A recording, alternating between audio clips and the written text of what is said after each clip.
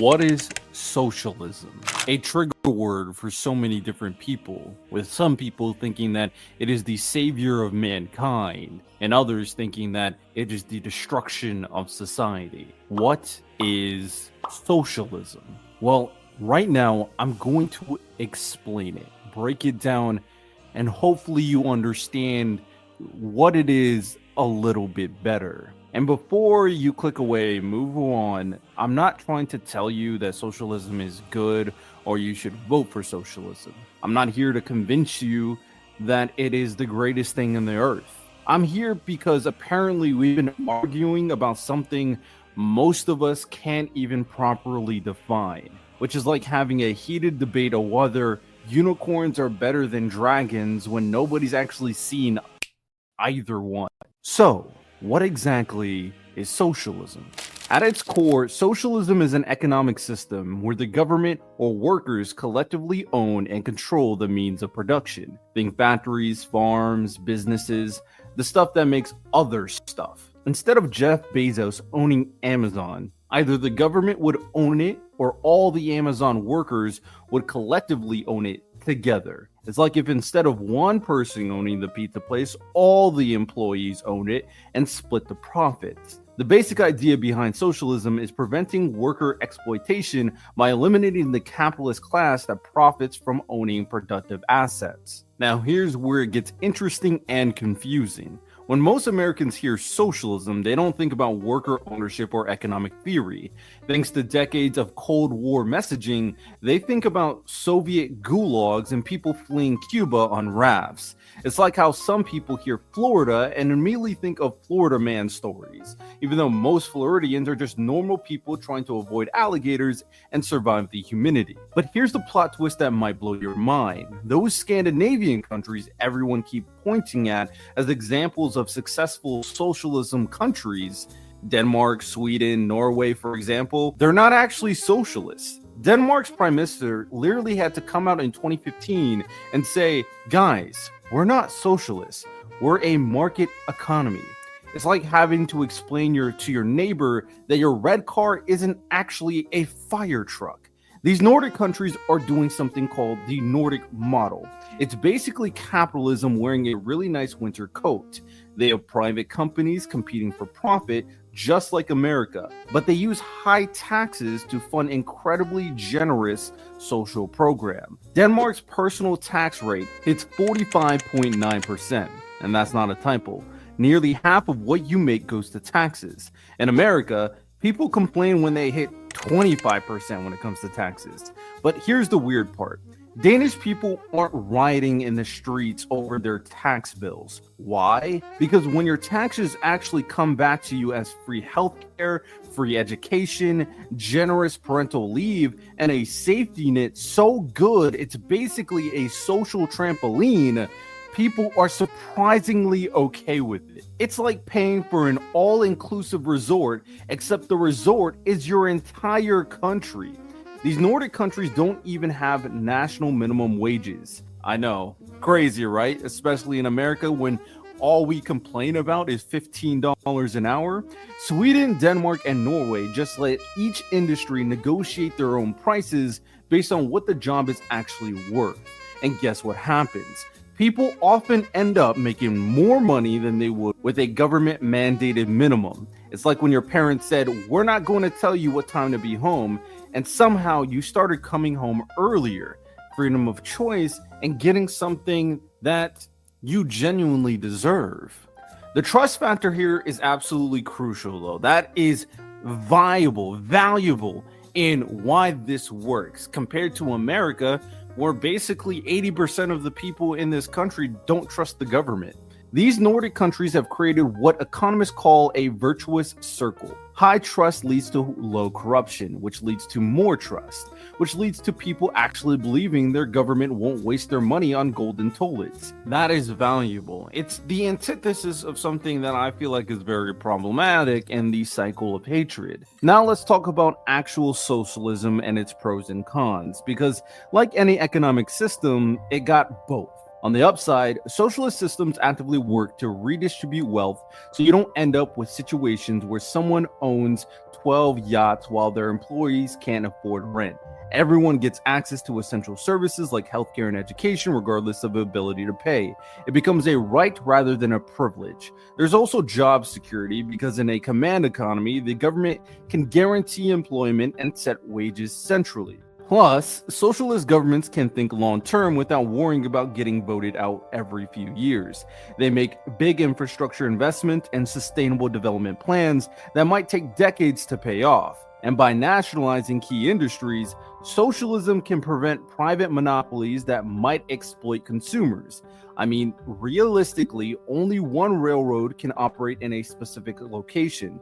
So why let some private company have a monopoly and charge whatever they want? But socialism also has some serious downsides that critics are quick to point out. The biggest issue, human nature. When everyone receives similar compensation regardless of effort or innovation, productivity often tanks. It's like group projects in school. When everyone gets the same grade, no matter who does the work, suddenly nobody wants to do the work. Then there's the central planning problem. It turns out it's incredibly difficult for government bureaucrats to figure out exactly what goods and services an entire society needs. You end up with Soviet grocery stores that had plenty of bread but no toilet paper, or Vietnam's agricultural disasters where the central government tried to tell farmers what to grow and where, leading to crop failures and food shortages. Eventually, Vietnam basically said, never mind, just grow whatever you think will work, and went back to market-based agriculture as the norm. Socialism also tends to discourage entrepreneurship and innovation. When you can't really own a business or get rich from starting one, society loses out on all the efficiency gains that come from competition and the problem-solving creativity of entrepreneurs. And here's the scary one. Concentrating economic control in the state creates massive opportunities for corruption and authoritarianism. History shows it that when socialist governments preach equality, the political class often become a privileged elite while everyone else does the actual work. It's like Animal Farm, where the pigs who led the revolution against the farmers ended up living better than the farmers ever did. And here's the kicker. All these inefficiencies often mean socialist economies generate less total wealth overall. So even if the wealth is distributed more equally, everyone might actually be worse off. It's like dividing a smaller pie more fairly. You still end up with smaller slices at the end of the day.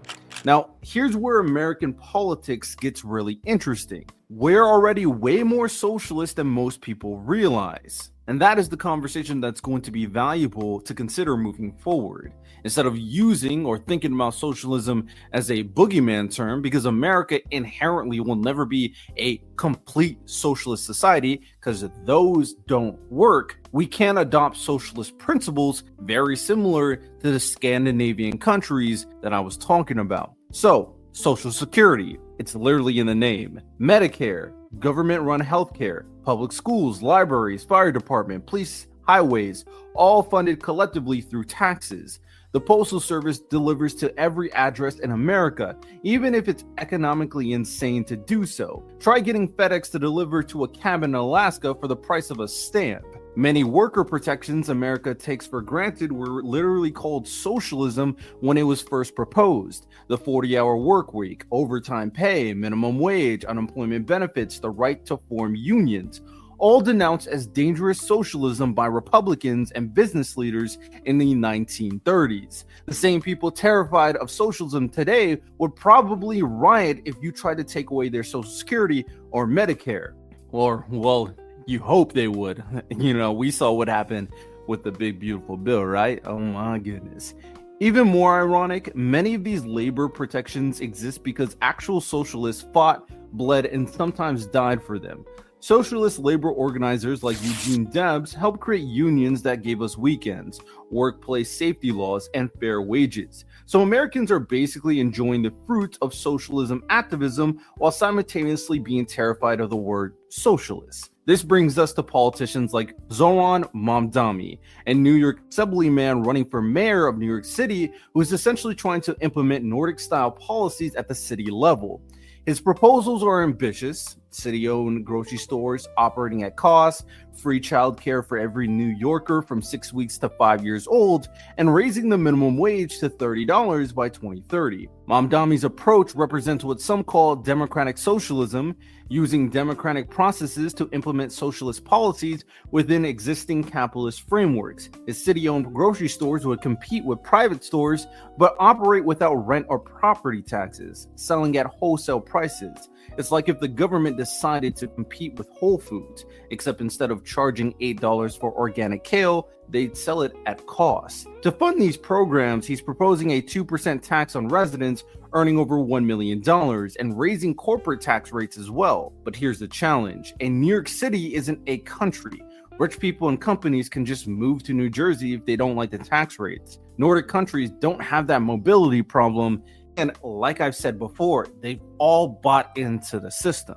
So what could this mean for American politics? Well, politicians like Mamdani are essentially beta testing whether Nordic-style policies can work in American cities.